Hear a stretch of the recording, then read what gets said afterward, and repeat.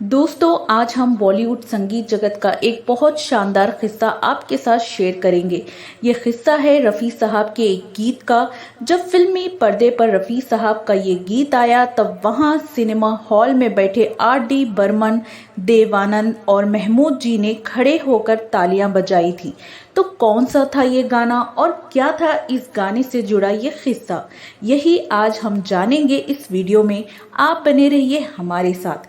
दोस्तों, मैं हूं आपकी दोस्त और होस्ट और आप देख रहे हैं अब्दुल्ला उर्दू शायरी।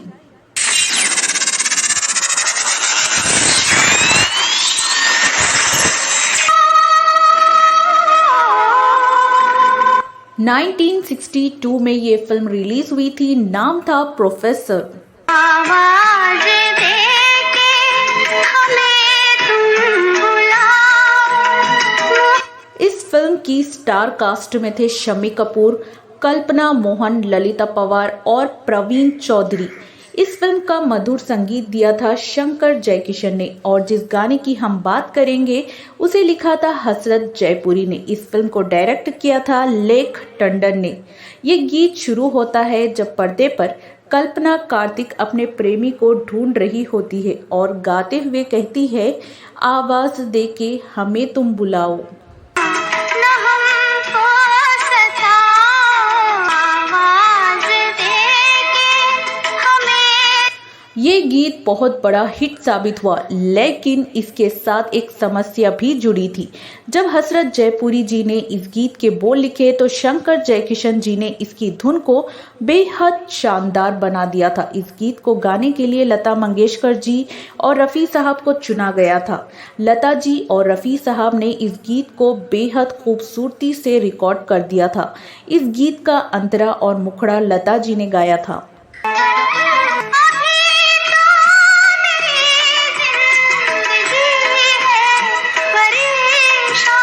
जब शम्मी कपूर जी को ये गीत सुनाया गया और उन्होंने इसे पूरा सुना तो वो अचानक बोले, इस गीत में मैं कहाँ हूँ, मैं तो इस गीत में हूँ ही नहीं। इतने अच्छे गाने में मुझे रखा ही नहीं। इस पर फिल्म के डायरेक्टर लेख टंडन ने कहा, तुम इस गाने में बाद में आते हो। शंकर जयकिशन का भी यही कहना था, लेकिन शम्मी कपूर जी कुछ और ही चाहते थे। वो चाहते थे कि वो भी इस गीत में शुरुआत से ही आए। बात थोड़ी बढ़ गई और ये मुद्दा राज कपूर जी तक पहुंच गया।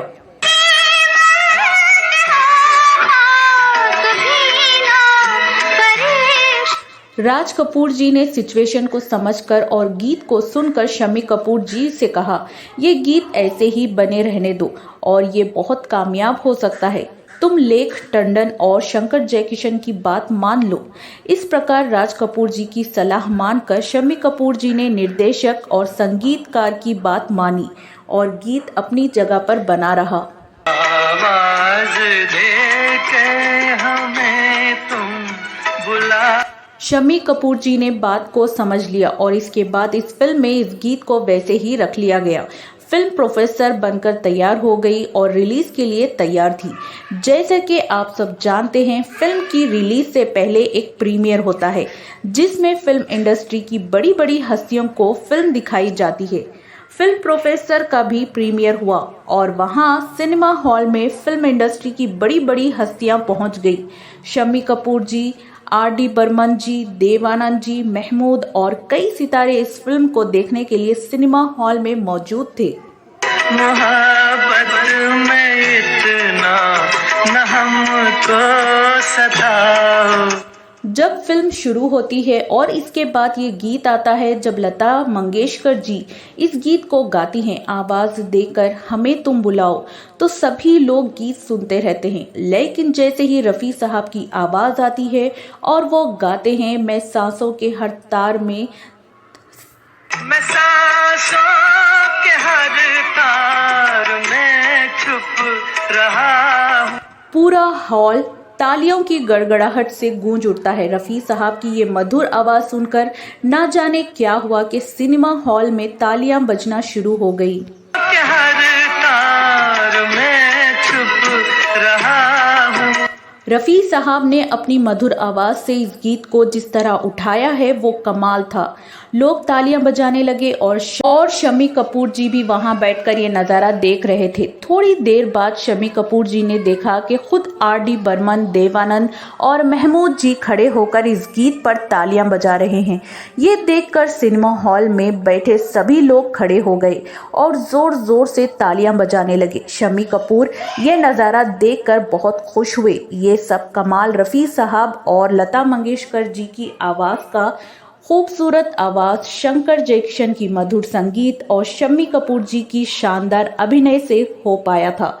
दोस्तों, अगर ये वीडियो आपको पसंद आया हो तो इस वीडियो को लाइक, शेयर और अगर इस चैनल पर आप नए हैं तो इस चैनल को सब्सक्राइब करना ना भूलें। मिलते हैं ऐसे ही रोचक किस्से कहानियों के साथ।